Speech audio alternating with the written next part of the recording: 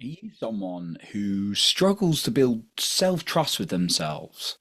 You just don't know how you have the ability to build confidence with self-love, self-esteem, and you just second guess yourself all the time.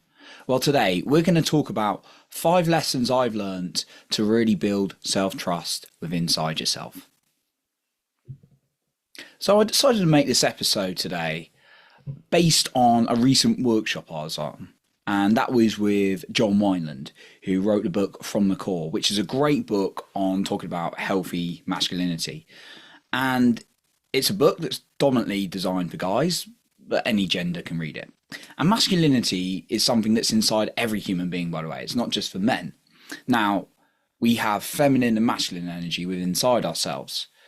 And I've had some great conversations about this with different people over my life. But masculinity has a certain purpose and feminine energy has a certain purpose. Now, as human beings, we tend to be dominant in one or the other. And the thing is, with John Wineland, he really describes how we can develop a healthy sense of masculinity to build trust within inside ourselves, and therefore that can impact on more positive relationships in our life. Obviously, he's talking dominantly, well, not obviously, but he's dominantly talking about the intimate relationship you have with your partner. But it really starts with you. And that's why I wanted to talk about what came out of the workshop for me, because I'm always working on myself. I do a lot of men's work. It's been the most helpful, healthy thing for me in my life, doing men's work. I've done things like therapy, coaching, mindset, all that kind of stuff. And I'll continue always learn and grow. But for me, men's work has really helped me because when I can really sit in myself and be with my own emotions, I can be better for those in my life as well who really matter to me. And what I picked out from John was really, really key. And it's stuff I already knew, really. But the way he said it and expressed and shared things really, really helped me. So that's why I really wanted to talk about it today. I've been, don't get me wrong, in places where I felt like I was going to die because my emotions were so intense. It was like fight or flight, and particularly around, things, intimate relationship, breakups, things like that, or hard dating situations. Definitely those things can really trigger, and even like job losses in the professional capacity. And I've had times when my emotions were so out of check and I just was not in a place where I could look at them and be with them. I just run away. And now I'm in a place where I'm not always in a blissful state, like, life is sunshine, rainbows, butterfly, and all that kind of thing. All right, that's just unrealistic. That's just go watch a Disney film if you want to experience that, right? Life has its ups and downs, but I'm in a place now where I can really sit with the emotions that I need to. Okay, so I already want to talk about this today. Just a note as well, something I'm going to be doing is actually giving the opportunity for 3 men to work with me one-on-one, because I do a lot of men's work. And I know there's so many men out there who been where I've been, where it's just you've got overwhelming emotions, you don't know your sense of direction, you're lacking clarity, you second guess yourself, you have a lack of self-trust. So if you're a man or you know a man who could really benefit with getting more clarity and direction, feeling good inside himself, and moving forward in his personal and or professional life, then just message me the word growth on any of my socials that I will leave in the show notes below on Instagram, Facebook, LinkedIn, whichever. Just message me the word growth to my profile and then we can have a chat as to whether this limited time opportunity is right for you. So, emotions. Emotions are a sign of life. And I heard something really interesting earlier when I was listening to my one of my growth things. I got so much to listen to at the moment. It's really exciting. And I like to apply stuff and I like to teach it and share what I've learned and how I've used it as well.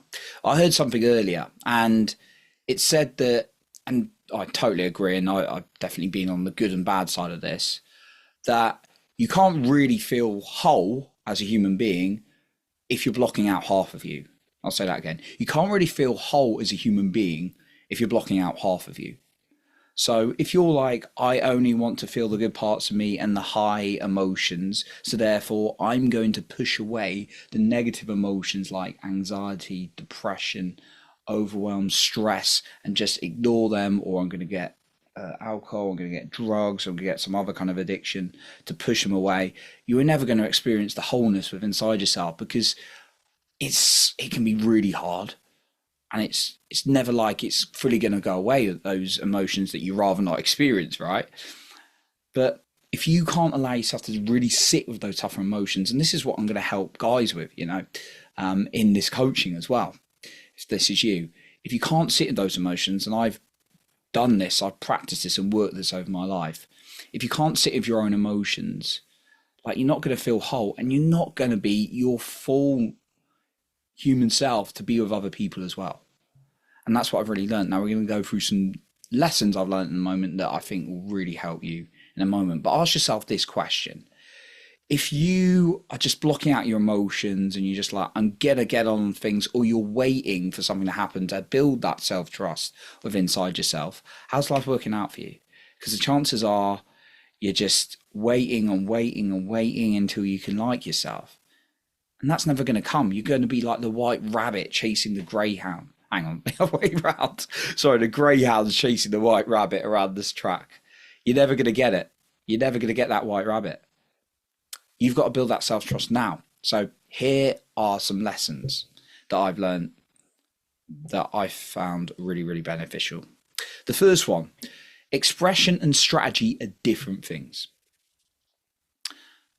Strategy has its time and place, 100%, right? If you want to make a lot of money and you find someone who's made a lot of money, and you join a coaching program or whatever, which is a really good idea, by the way, to shortcut time really quickly, and you use their strategy, that's a good idea. I personally believe. I've done it many times, right? And like you say, okay, so they did this, this, and this. And there's no guarantee it's going to work. There's no guarantees in life, right? But there's a higher chance that you're going to get to your goal quicker if you follow someone who's genuine and they've done what you want to do, right? That's a strategy, right? You copy and use something else. Expression is when you're true to you and you express something, right? You express who you are as a human being, right? But when you try to live, and I used to be terrible with this all the time, right? And now and then I have to catch myself out. I'm not going to sit here and say I'm like perfect, because, by the way, perfect doesn't exist, like I've said before. But I'm very much better at actually expressing who I am than I used to be. So remember to express who you are, and don't just get caught in the strategy. I need to say this when I interact with that person. I need to say this when I interact with that person. I need to do this. When you get too caught in that, you stop being you, and that's going to block a lot of self-trust. So always come back to expression, number one. And if you want to work on expression, get a journal.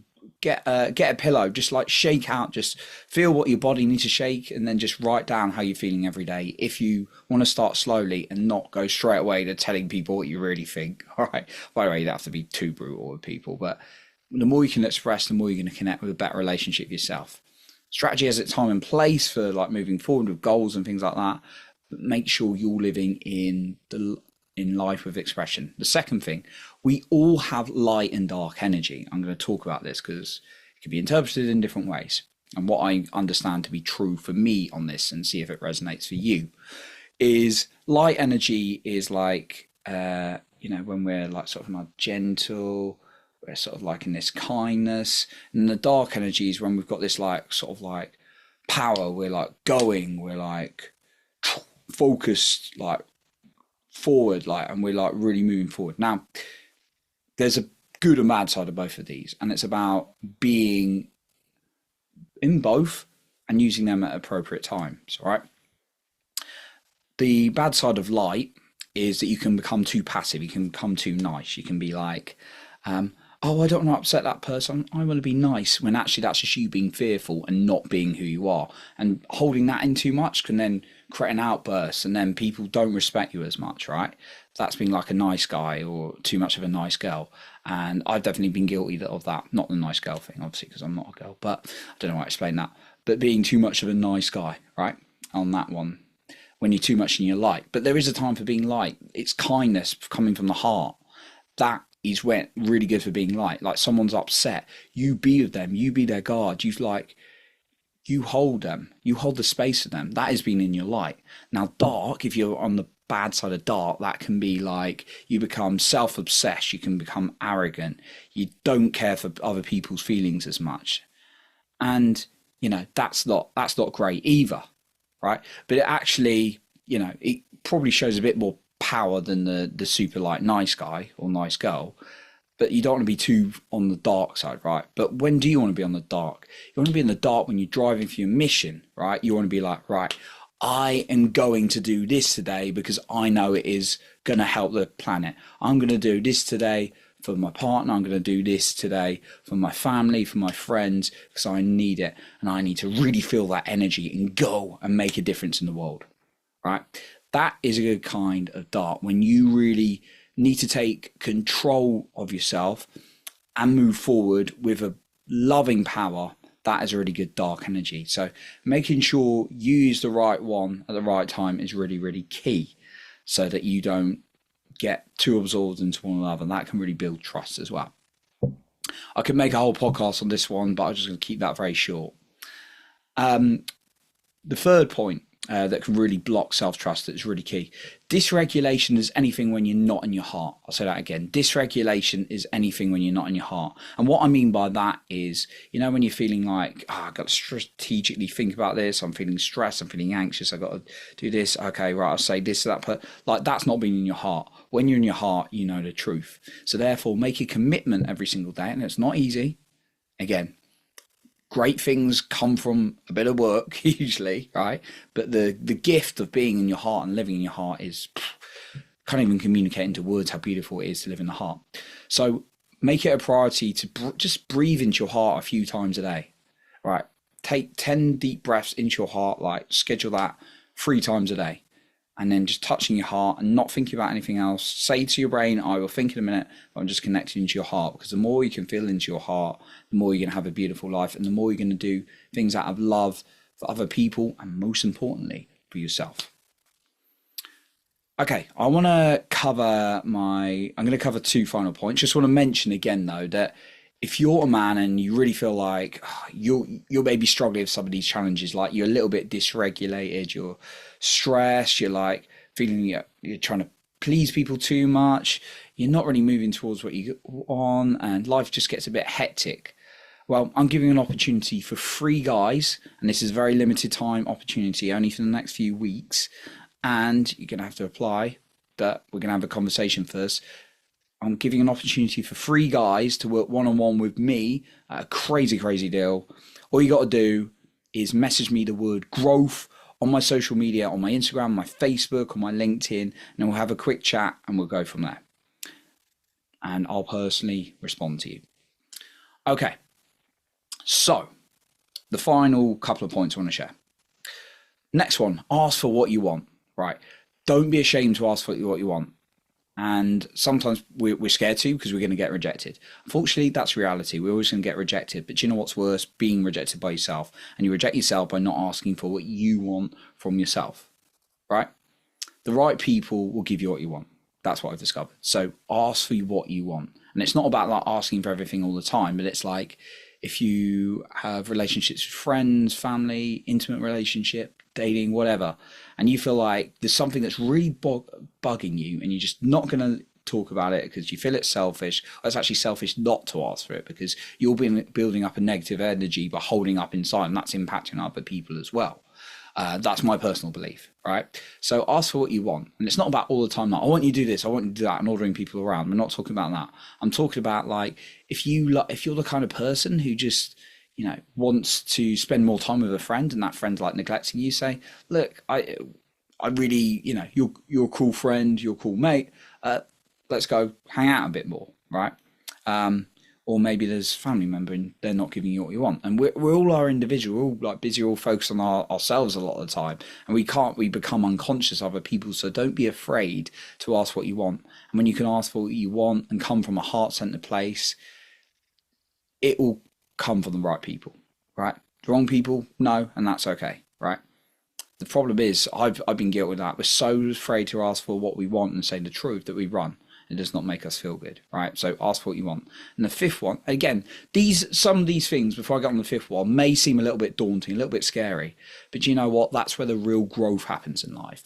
So make sure you ask what you want. And the fifth one, and this is really important, is in challenging times or like new circumstances, you may need to sit with yourself even more. In particular, I always think about the most important person in my life is my inner child. That's like the young version, the young child within me that I've got to love and care for, right? So the more like I go through like maybe grow my business or meet someone new, or you go, or like things are changing in your life, like career, business, whatever, personal, the more like that inner child is going to play up. It's going to be like nervous about things are changing. It wants, as humans, we like to keep things the same, typically, I've discovered. But when things are coming up, maybe old wounds are coming up, it's okay if you need to sit with that inner child multiple times a day. Let him or her or them scream out into a pillow and really express themselves. You know, obviously that may not be possible depending on the setting you're in, but really allow yourself to sit with yourself as many times a day, because if you keep like pushing it away, it's only going to come out in the wrong way. So intense times, it's okay when you're going through growth or changing times, or you need to celebrate that. You're pushing yourself and you're going through a tough, you know, a more challenging growth time, but allow yourself to be with you. So that's what I got for you today on 5 ways to build trust. Again, if you're a man or you know a man who could really benefit with working more on their emotions to improve their personal and professional life, just message me the word growth. As I mentioned, it's going to be a limited time opportunity only for 3 people as well, for 3 guys. So here are 5 points I want to share with you. Number 1 is expression and strategy are different. We talked about light and dark energy, using them in the right way. Dysregulation is when you're not in your heart, so connect your heart as much as possible. Ask for what you want, because it's selfish not to, because you're only going to come off worse for other people if you don't ask for what you want, and the right people will accommodate. And then the 5th one, when you're going through growth or changing times, make sure you sit with yourself more and love yourself even more. So that's what I got for you today. I appreciate you for being here, and remember to lead with your heart and not with fear.